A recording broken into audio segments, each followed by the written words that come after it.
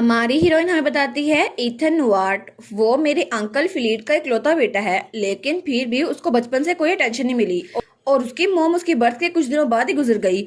और उसका फादर फेलीट वो तो एक वुमनाइजर था जिसको अपनी फैमिली की कोई कदर नहीं थी और इसीलिए इथन बचपन में लाइब्रेरी में घुसा रहता था क्योंकि उसको कोई भी पसंद नहीं था और हर कोई उसको इग्नोर करता था, स्पेशली उसके फादर। लेकिन एक दिन रॉयस्टन ने उसने इथन को बुली करना शुरू कर दिया उसकी बुक्स लेकर और फिर उसको इस बात में मजा आने लग गया क्योंकि उसके फादर को उसकी कोई परवाह नहीं थी। लेकिन जल्द ही मेरे भाई के गुजरने के थोड़े दिनों बाद इथन ने भी वो घर छोड़ दिया और इवेंचुअली जब वो 15 साल का हुआ तो मैजिक टावर में गया और तब उसने मैजिक सीखा क्योंकि उसके अंदर नेचुरल टैलेंट था। लेकिन कई सालों की मेहनत के बाद इथन पूरे एम्पायर का सबसे ज्यादा टैलेंटेड मैजिक टावर का मास्टर बन गया और वो तो बहुत ही ज्यादा पावरफुल था और उसके जैसा पूरे एम्पायर में कोई आर्चमेज नहीं था। लेकिन जिस वक्त इथन उस मैजिक टावर में एंटर हुआ उसने अपनी फैमिली के साथ सारे ताल्लुकात खत्म कर दिए और उसके बाद उसने कभी भी नॉर्थ फैमिली के अफेयर्स में कोई दखल अंदाजी नहीं की। और वो एक मेरा ऐसा कजन है जो ना मुझे पसंद करता है ना मुझे नापसंद करता है। लेकिन रोस्टन को इसे बुली करता हुआ देखकर मैं चाहती थी उसकी हेल्प कर सकूं। तो वो कहती है क्या ऐसा अक्सर होता रहता है? वो कहता है हाँ बिल्कुल, बचपन से सबको पता है सिवाय ग्रैंडपा के। तो वो कहती है क्या मेरे भाई को भी पता था? तो यूलिन कहता है क्या मुझे पता था? वो कहता है ऑफ कोर्स उसे पता था। तो हमारी कहती है तो क्या मतलब भाई वहां खड़ा रहता था तुम्हें देखता रहता था, उसने कभी भी तुम्हें प्रोटेक्ट नहीं किया? तो वो कहते हैं हाँ बिल्कुल, चाहे मुझे जितनी मर्जी मार पड़ती थी उसे कभी फर्क नहीं पड़ता था। और पिछली बार जब रोस्टर मुझे बुरी तरह पीट रहा था तो तुम्हारा भाई तुम्हारे लिए गिफ्ट लेकर जा रहा था और उसने मेरी तरफ देखा भी नहीं। तो यूलन कहते हैं कि यार मैंने सच में ऐसा किया था और वो तो बहुत ज्यादा शौक हो गया था और हमारी रोजी तो उससे भी ज्यादा शौक हो गई थी। वो कहती है मेरे भाई की पर्सनैलिटी कितनी बुरी थी ना। तो वो कहता है ओरिजिनली यूलियन तो एक सेल्फिश है जिसको सिर्फ अपनी बहन की फिक्र है और किसी के नहीं, और इस घर में इसीलिए तो वो वारिस बन सका था। तुम्हें क्या लगता है? और वैसे भी यूलियन यूलियन तो अपने रिलेटिव्स को बिल्कुल किसी इंसेक्ट की तरह ट्रीट करता था क्योंकि उन्होंने उसे ऐसे ट्रीट किया था क्योंकि वो तो एक डार्कर पाथ से एक डीमन को डिफीट करने के लिए आया था, बिल्कुल ऐसे ही लगता था। तो वो कहता है लेकिन ऐसा लगता है अब वो बिल्कुल डिफरेंट है। तो यूलियन कहते हैं क्या? वो कहते हैं हाँ बिल्कुल ऐसा लगता है उसकी मेमोरी चली गई है तो वो वापस से अपना रिबेलियस टीनेजर बन गया है। तो हमारी सोचती है पहले जब मेरा भाई उसको पता चला कि रोस्टन उसे बुली कर रहा है इथन को तो उसे बड़ा गुस्सा आ गया, हालांकि उसे पता भी नहीं था कि इथन कौन है। लेकिन मुझे लगता है कि भाई की याददाश्त जाने से पहले जैसे उनकी पर्सनालिटी थी ना अब थोड़ी चेंज हो गई है, तो मैं इसको बुरा भी नहीं समझ सकती क्योंकि भाई मेरे लिए तो अच्छे थे ना। तो इथन कहते हैं अगर तुम्हारा कुछ गुम हो गया तो तुम्हें कुछ मिलेगा भी, जरा देखो सही इसकी पर्सनैलिटी अच्छी हो गई है क्योंकि इसकी याददाश्त चली गई है, ये तो अच्छा हुआ ना। तो यूलिन कहता है हैं तो तुम्हारा कहने का मतलब है मेरी याददाश्त जाना अच्छी बात थी? तो तभी वो एक तरफ देखता है, वो कहता है क्या, और उसकी आंख तो खुली की खुली रह गई थी। वो कहता है रोजी क्या ये बड़ा मसला नहीं होगा? और वो तो बकायदा काम नहीं लग गया था। तो रोजी कहती है क्या? और तो जब वो वहां पर देखती है तो जो ब्रेसलेट उसके ग्रैंडफादर ने उसको दिया था वो टूट चुका था। वो कहती है क्या ये ब्रेसलेट ये टूट कैसे गया? और वो तो उसके पास आई थी, वो सोचती है मैंने इसे यहाँ पर छोड़ दिया ताकि इसको डैमेज ना पहुंचे, लेकिन ऐसा कैसे हो गया? तो इथन कहता है आखिर अब हम इस बारे में क्या करें क्योंकि इसको देखकर लगता है कि ग्रैंडपा ने इसमें बहुत ज्यादा एफर्ट डाली थी, लेकिन उसको देखकर तो वो बिल्कुल भी खुश नहीं होंगे और तुम्हें नहीं लगता कि इससे गलतफहमी हो जाएगी?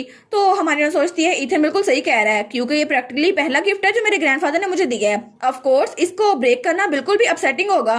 तो वो कहता है मेरी वजह से चीजें ऐसी हो गई, अब मैं क्या करूँ, ये सब मेरी वजह से हुआ है। तो यूलन कहता है क्या तुम्हारी वजह से नहीं, ये रोस्टन की वजह से हुआ है, मैंने देखा था वो गया था इस तरफ। तो वन कहते हैं कि यार रोस्टन, तो रोस्टन से याद आता है जो कहता है तुम लोग बचोगे नहीं, मैं तुम लोग को छोड़ूंगा नहीं। तो वो सोचती है ये सब कुछ रोस्टन ने किया, मुझे लगा था वो कुछ ट्राई करेगा लेकिन इतनी जल्दी और इस तरह। और वो सोचती है अगर मैं एक्सेसरीज चेंज करती रहूं फिर भी कोई फर्क नहीं पड़ता, लेकिन अगर ग्रैंडपा ने पूछ लिया कि वो ब्रेसलेट जो मैंने तुम्हें दिया था वो कहाँ पर है, तो रोस्टन जाके ग्रैंडपा से शिकायत करेगा कि मैंने वो ब्रेसलेट वो तोड़ दिया और इस तरह ग्रैंडपा मुझसे नाराज हो जाएंगे। तो इथन कहता है मुझे पहले ही पता था कि रोस्टन कुछ ऐसा करेगा लेकिन वो इस तरफ नहीं गया। तो तब हमारी कहती है अब हमारे पास कोई एविडेंस नहीं है तो हम क्या ही कर सकते हैं, अब वो इस तरफ गया या चाहे जिस तरफ मर्जी। तो हमारा यूलिन कहता है तुम फिक्र ना करो बच्ची, अगर वो उस तरफ गया है ना तो कितनी दूर गया होगा, अभी मैं जाता हूँ उसे मार खिलाता हूँ फिर तो वो सब कुछ भक देगा ना। तो मन कहती है नहीं नहीं भाई ऐसा करने की जरूरत नहीं है, आखिर ये किस तरह का लॉजिक हुआ? तो वो कहता है मैं ऐसी चीजें हैंडल करता हूँ दूसरों को मार मार के। तो तभी इथन कहता है नहीं नहीं आपको वहां जाने की जरूरत नहीं है, वहां पर तो बैकयार्ड शुरू रहता है, आप वहां ना जाएं। तो वो कहता है क्या?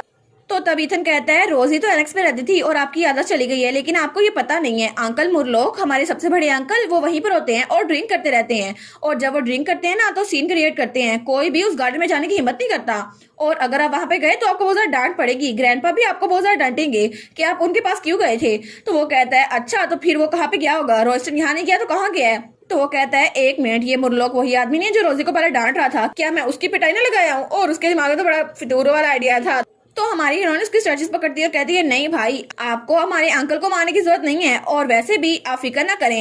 और चले हम भूल जाते हैं कि रोशन उस तरफ गया है और वो बड़ी मिस्टीरियस स्माइल देती है। तो इथन कहता है क्या अब तुम्हारा दिल बदल गया, तुम्हें बदला नहीं लेना। वो कहती है इथन तुम्हारी वजह से मेरे दिमाग में एक अच्छा प्लान आया है, तो तुम फिक्र ना करो, हम इस सब का ब्लेम किसी और पे डालेंगे, क्योंकि अभी तुम्हें भी तो उनसे बदला लेना है ना, और मुझे बदला लेना है, तो हम लोग इकट्ठे बदला लेंगे। तो वो कहता है क्या बदला लेना है उनसे। तो हान कहती है हाँ बिल्कुल, हम लोग इकट्ठा बदला लेंगे, और तुम कल के ब्रेकफास्ट में देख सकते हो हमारा बदला कल पूरा हो जाएगा।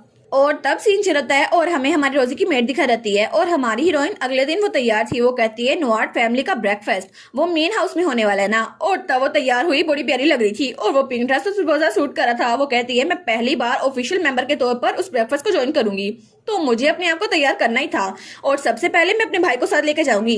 तो तभी वो वहाँ बाहर निकलती है, तो वहाँ पे इथन खड़ा हुआ था। तो वो कहता है कि तुम्हें अच्छी नींद आई। तो वो कहती है क्या इथन, और इथन वहाँ बैठ के भी बुक पढ़ रहा था। तो वो कहती है तुम यहाँ पर क्यों आए हो। तो वो कहता है मेन हाउस तक पहुंचने के लिए हमें 15 मिनट लगने वाले हैं, तो अगर हमें वहां जाना है तो हम लोग इकट्ठे जाएंगे ताकि अपने प्लान को डिस्कस कर सके। वो कहती है हाँ सच तो है, लेकिन तुम यहाँ पे मुझे लेने आए थे, क्या तुम हमारे साथ जाने वाले हो। तो वो अपना हाथ बढ़ाकर कहता है ऑफ कोर्स मैं तुम्हारे साथ ही जाऊंगा, क्योंकि कल से हम लोग एक ही कश्ती पे सवार है ना रोजी, तो मैं भी तुम्हारी हेल्प करूंगा जैसे तुमने मेरी हेल्प की थी।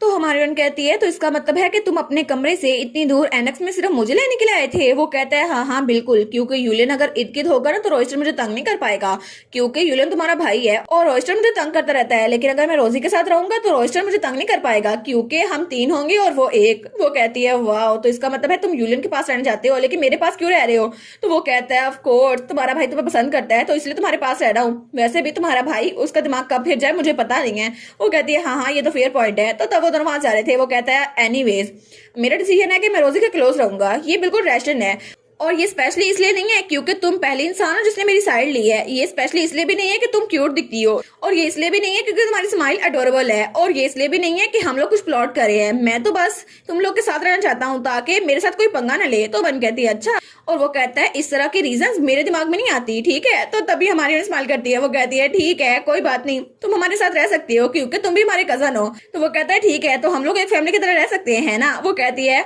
हाँ बिल्कुल, लेकिन याद रखना आज के ब्रेकफास्ट में हम लोग एक ही पेज पे होंगे, है ना। तो वो कहते हैं ऑब्वियसली ये बिल्कुल सही बात है, क्योंकि ये सारा मैच आज स्टार्ट होगा, तो मैंने ही तो ये सेटअप किया है।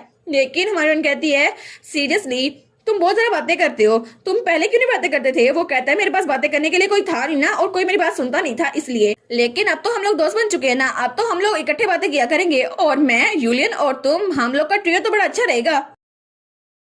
और इसी के साथ ये वाला पार्ट यहीं पर ख़त्म। तो आप लोग बताइएगा आप लोग को ये पार्ट कैसा लगा, और वीडियो को लाइक और चैनल को सब्सक्राइब लाजमी कीजिएगा। बाकी वीडियोस का लिंक भी स्क्रीन पर नज़र आ रहा होगा, तो काइंडली उनको भी चेकआउट कर लें। और thank you so much for watching my videos. Stay safe, bye bye.